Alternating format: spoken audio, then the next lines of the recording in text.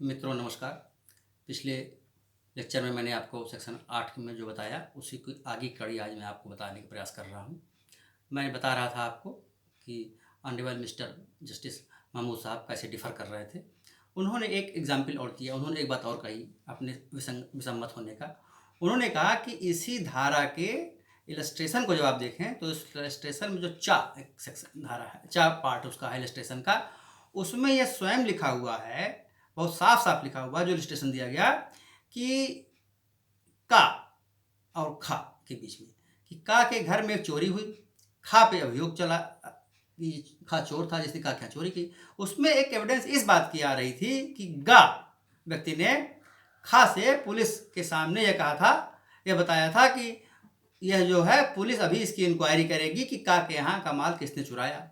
इसके बाद खा जो था जिस पे अभियोग था वो वहाँ से भाग गया, तो यह रिलेवेंट माना गया। तो कोर्ट तो ऑनरेबल महमूद साहब ने कहा कि अगर उसका यह आचरण जिसके आधार पर गा का यह आचरण जिसके आधार पर गा के कहने पर ये खा वहाँ से चला गया, तो उसका भी जो आचरण था खा का वह भी तो इसी प्रकार की श्रेणी में आया है। अगर उससे न कहा गया होता वहाँ पर कि पुलिस आ रही तो न भागता।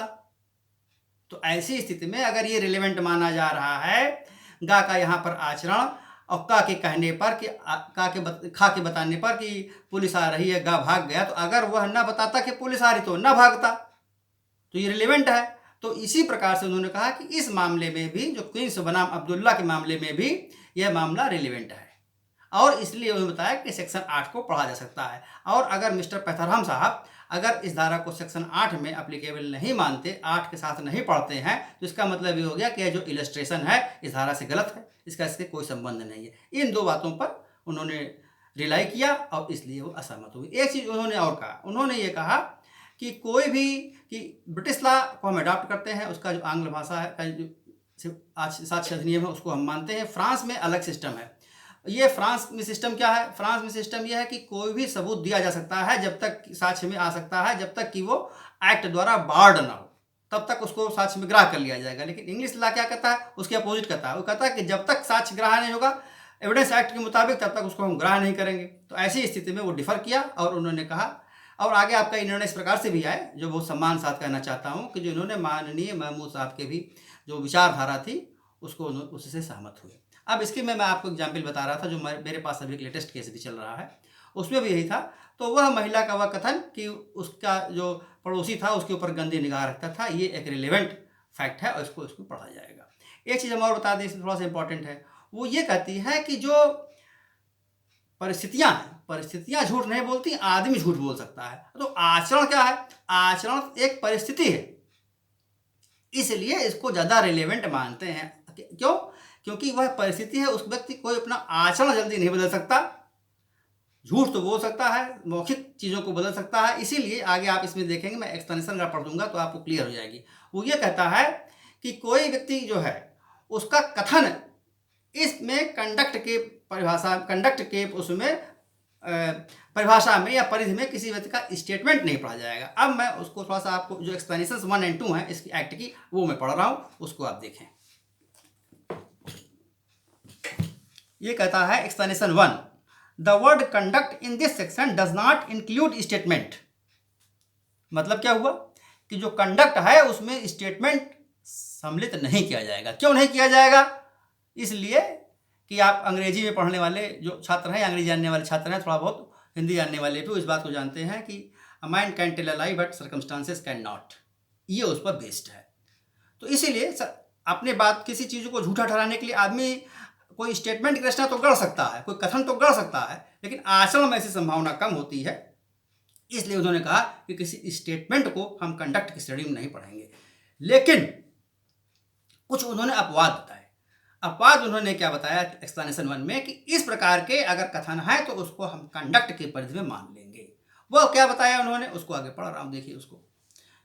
The word conduct in this section does not include statement unless those statements accompanying and explain act other than statement, but this explanation is not to affect the relevancy of statement under any other section of this act.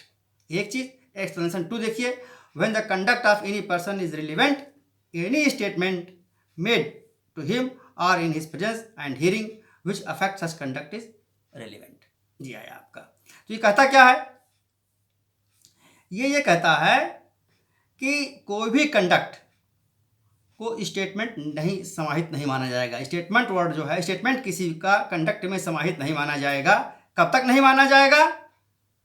जब तक वह statement, वह जो act है, जो conduct है, उससे जुड़ा हुआ ना हो। अगर एकदम से वह जुड़ा हुआ है, जो कि उस आचरण में किए गए कथनों को स्पष्ट करता है, अगर कोई कथन ऐसा है, इसको ऐसे साधारण भाषा में समझिएगा, अगर कोई कथन ऐसा है जो किसी आचरण को स्पष्ट कर रहा है या उस आचरण के दौरान किए गए कथनों को स्पष्ट कर रहा है, तो वह रिलेवेंट हो जाएगा, एडमिसिबल हो जाएगा। जैसे एग्जाम्पल छोटा सा आपको दे रहा हूं, जैसे एक व्यक्ति को किसी ने तलवार से, फरसे से, गणासा से मारा, उसके बाद वह व्यक्ति भाग रहा है और भागते हुए यह कह रहा है कि मुझको फला आदमी ने मारा और इसलिए मारा, मेरी इससे कुछ बात नहीं थी या रंजिश थी, जो कुछ भी बता रहा है, और उस घटना के संदर्भ में बता रहा है जो कि डायरेक्ट उसके आचरण से रिलेटेड है और उसके आचरण को स्पष्ट करने वाली है। ऐसी स्थिति में वह जो स्टेटमेंट होगा वह साक्ष्य विधि में ग्राह्य हो जाएगा, अदरवाइज वो ग्राह्य नहीं होगा। अब आप देख लें इसको, जैसे मान लीजिए कंडक्ट के बारे में बता रहा हूं आपको। जैसे एक व्यक्ति के साथ कोई घटना घटी, उस घटना के बाद वह FIR लिखाने गया, ये क्या है? ये उसका कंडक्ट है। FIR लिखाने जाना उसका कंडक्ट है। तो इसीलिए पूछा जाता है, जब आप जिरह देखें, जो लोग जिरह करते होंगे उन्हें इस बात का अनुभव है कि जब आप साथ ऐसी घटना घटी या कोई इशू फैक्ट था, फैक्ट इन इशू में था या रिलेवेंट फैक्ट था, जैसे इन्होंने पहले भी हमको मारा था, जैसे कहता कि इस घटना के पहले भी साहब हमको जो मार चुके हैं, ये आ रहा है, तो क्या कहेगा? क्रॉस में काउंसिल कहता है कि ठीक है साहब, इस घटना के पहले भी अगर आपको इन्होंने मारा था तो क्या आप कोई FIR लिखाने गए थे?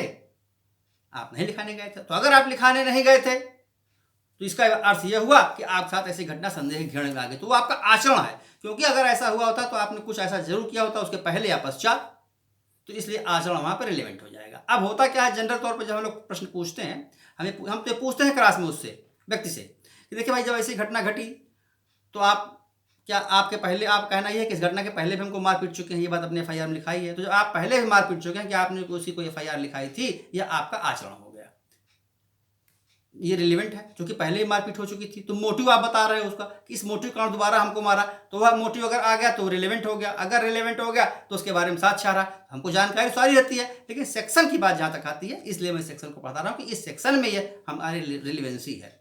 अब जैसे थोड़ी देर के लिए आपको बता दें, यहाँ पे एक बात बता दें कि जहाँ पे कोई चीज़ आती है कि परिवाद या ऐसी कोई शिकायत, तो शिकायत दो प्रकार से हो सकती है, दो प्रकार के, दोनों को इंक्लूड किया गया है। एक तो ये हुआ कि आपसे कोई आप FIR लिखाने गए, एक तो यह भी आपका आचरण हो सकता है कि घटना के बाद साहब FIR लिखाने गया था, यह आचरण हो गया। एक यह भी हो सकता है कि इस घटना के बाद मैंने फला व्यक्ति को यह बातें बता दिया था, जाकर बता दिया था, तो किसी व्यक्ति के पास जाकर बताना आपका आचरण हो गया। और FIR लिखाना, और जैसे आप किसी घटना, जैसे मैंने आपको बताया जो मेरे पास केस आया कि पति को बता दिया था, यह भी आचरण हो गया। तो परिवाद का मतलब केवल यहाँ तक सीमित नहीं है कि थाने पर ही जाके कोई FIR लिखा देना या न्यायालय में ही आके कोई परिवाद दर्ज करा देना। इस धारा में जब आप परिवाद पढ़ेंगे कमेंट्री वगैरह में, तो परिवाद का मतलब शिकायत है, और वह शिकायत कंप्लेंट है। कंप्लेंट मतलब किसी से भी हो सकती है, इस धारा की मैं पर्टिकुलर बात आपसे कर रहा हूँ। तो इसको आप भी ध्यान में रखें। कभी कभी क्या होता है कि घटना घटी, उसके बाद आप कब गए, इसी के लिए कहते हैं कि प्रॉम्प्ट FIR है कि नहीं। तो प्रॉम्प्ट FIR लिखाना भी आपका एक आचरण है। तुरंत घटना के बाद आप क्यों नहीं गए, यह भी आपके आचरण है।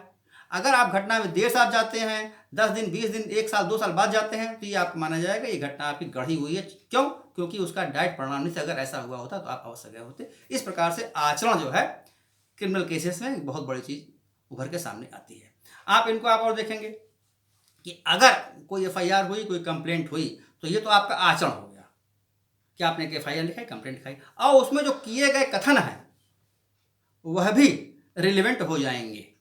और आप वो एक कंक्लूसिव प्रूफ में तो नहीं रहेगा, आचरण कभी भी कंक्लूसिव प्रूफ में नहीं आ सकता, हेतु और तैयारी कभी कंक्लूसिव प्रूफ में नहीं आ सकती, लेकिन ये वो सर्कमस्टांसेस को जन्म देते हैं जिन सर्कमस्टांसेस के अंदर ऐसी घटनाएं घटी। इसलिए आचरण यहाँ पर अत्यंत ही महत्वपूर्ण हो जाता है। अब आप देखेंगे कि कहता क्या है, सेक्शन एक्सप्लेनेशन 2 देख लीजिए। When the conduct of any person is relevant any statement made to him और in his presence and hearing which affect such conduct is relevant. क्या मतलब हुआ इसका?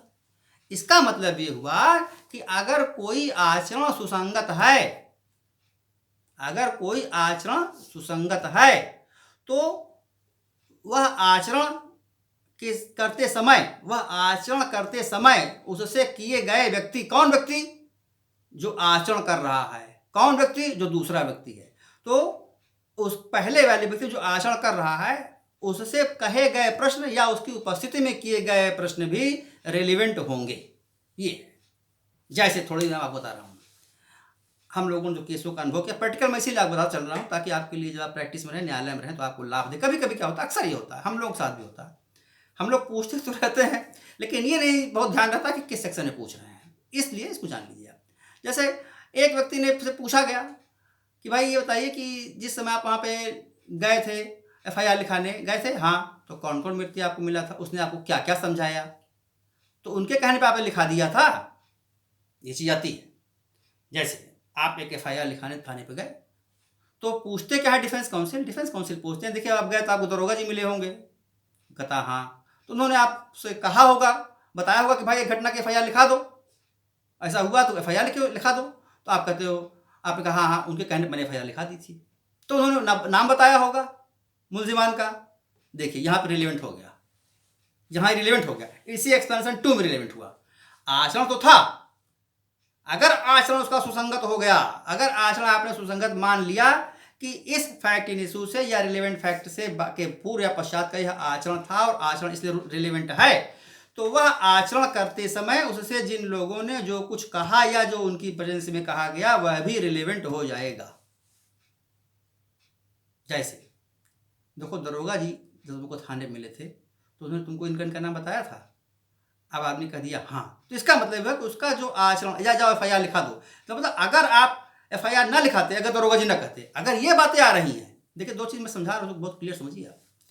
अगर दरोगा जी के कहने पर आपका वो आचरण आया तब आपका आचरण रिलेवेंट नहीं होगा।